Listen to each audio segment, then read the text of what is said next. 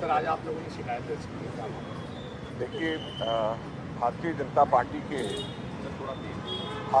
Party के एक नेता ने दिल्ली में पिछले सप्ताह राहुल गांधी जी को जान से मारने की धमकी एक तरीके से दिया था। जब उन्होंने कहा कि राहुल गांधी जी संभल जाओ, नहीं तो आपका भी वही हाल होगा जो आपकी दादी का हुआ है। हम सब लोग जानते हैं कि स्वर्गीय इंदिरा गांधी जी ने अपनी छाती पे 34 गोलियां खाई थी और शहीद हुई थी। हम सब लोग जानते हैं कि राहुल गांधी जी के पिता, जिन्होंने शांति वार्ता शुरुआत करी, इस वजह से उनके जिस्म के चीथड़े उड़ा दिए गए। आप उस व्यक्ति को, जिसके परिवार में, जिसके पिता ने, जिसकी दादी ने शहादत देश के लिए दी, आप उनके बारे में ऐसा कहते हो कि आप संभल जाओ, आप बोलो मत कुछ भी, नहीं तो आपका भी वही हाल होगा जो आपकी दादी का हुआ है। भारत के अंदर राजनीति इससे ज़्यादा निचले स्तर पे नहीं गिर सकती। चलिए, एक व्यक्ति ने कह दिया, हो सकता है उसके अपने निजी विचार हो सकता है कि वो अपने आकाओं को खुश करना चाह रहा हो, लेकिन ना तो उसके आकाओं ने, ना भारतीय जनता पार्टी के नेताओं ने उसको चुप कराने की कोशिश करी, ना उसकी भर्त्सना करी। उसके 2-3 दिन के बाद में भारतीय जनता पार्टी के ही सहयोगी दल ने, उसके एक नेता ने, विधायक ने ये कह दिया कि राहुल गांधी जी की जो जुबान काट करके लाएगा उसको 11 लाख रुपए मिलेंगे। क्या ये राजनीति है? आपको जिसकी बात पसंद नहीं, आपको जिसकी आवाज़ पसंद नहीं, आपको इसलिए उसकी बात पसंद नहीं, इसलिए उसकी आवाज़ पसंद नहीं क्योंकि वो अक़लियत की बात करते हैं, माइनॉरिटीज़ की बात करते हैं, दलितों की बात करते हैं, पिछड़े वर्गों की बात करते हैं, मजदूरों की बात करते हैं, संविधान को बचाने की मांग करते हैं, इसलिए आप कहते हैं कि उनकी जुबान काट लेगा जो उसको 11 लाख मिलेंगे। आपको उसकी आवाज़, उसकी बात पसंद नहीं, इसलिए आप कहते हैं कि तुम्हारा भी वही हाल होगा उसी तरीके से जो तुम्हारी दादी का हुआ था। मैं एक चीज़ बता देना चाहता हूं भारतीय जनता पार्टी को, ये कांग्रेस पार्टी है और ये राहुल गांधी है। जान से मारने की धमकी से हम लोग किसी भी तरीके से डरने वाले नहीं हैं। यहाँ पे कांग्रेस के लाखों करोड़ों कार्यकर्ता तैयार हैं अपने छाती आगे करके, जान से मारना है हमें मारिए, लेकिन हमारे नेता की आवाज़ कभी बंद नहीं होगी, हमारे नेता कभी चुप नहीं होंगे।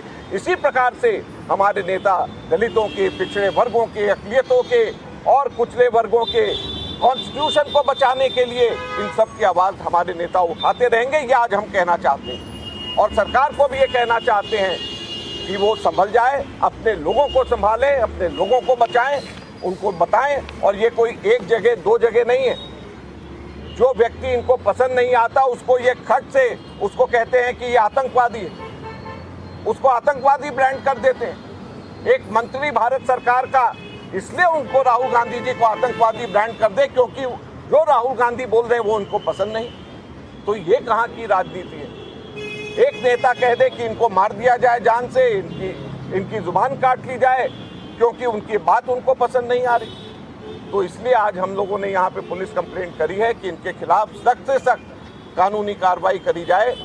आज सरे चौराहे पे बीच में पब्लिक मीटिंग के अंदर अगर कोई व्यक्ति ये कहे कि इनका वही हाल होगा जो इनकी दादी का है, मैं समझता हूँ कि इससे ज़्यादा बड़ा सीधे के सीधे जान से मारने की धमकी कानूनन तौर के ऊपर नहीं हो सकती। इसलिए हम पुलिस को कह रहे हैं कि इस पे कार्रवाई होनी चाहिए और इनके ऊपर एक्शन लिया जाना चाहिए। के खिलाफ मुकदमा दर्ज करने की आपने शिकायत की है, नाम बता दीजिए। हम लोगों ने एनेक्सेस दिए हैं और 4 लोगों के खिलाफ में, जैसे मैंने कहा कि दिल्ली के अंदर एक उनके पूर्व दिल्ली के जो विधायक हैं, भारतीय जनता पार्टी के नेता, शिवसेना के जो महाराष्ट्र के विधायक हैं जो भारतीय जनता पार्टी के समर्थक हैं, उनके बारे में, केंद्र सरकार के अंदर पंजाब से पहले और अब राजस्थान से आए हुए सांसद मंत्री हैं उनके बारे में, और एक यूपी से मिनिस्टर हैं जिन्होंने परसों उन्होंने भी राहुल जी के खिलाफ में बोला है। ये चारों के खिलाफ में हम लोगों ने बाय नेम हमने कहा है कि इनके खिलाफ में FIR होगी।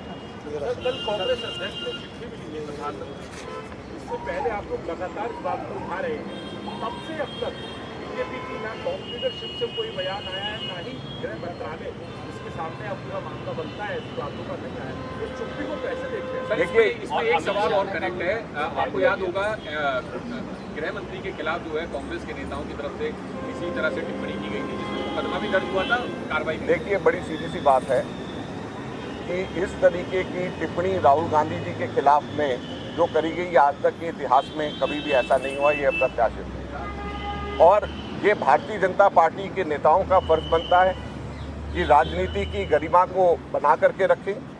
ये उनके नेताओं का फर्ज बनता है कि राजनीति के अंदर, लोकतंत्र के अंदर वायलेंस को किसी भी तरीके से बढ़ावा नहीं दिया जाना चाहिए।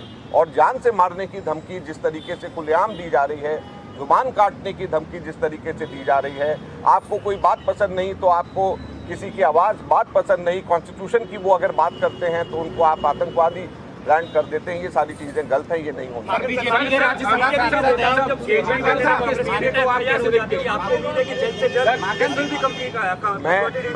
मैं ये उम्मीद करता हूँ कि FIR होगी, और उससे भी ज़्यादा मैं ये उम्मीद करता हूँ कि भारतीय जनता पार्टी अपने नेताओं पे लगाम कसेगी। और साथ में ये भी फिर से कहना चाहता हूँ कि कांग्रेस के नेता, कांग्रेस पार्टी कभी डरी नहीं है इन धमकियों से।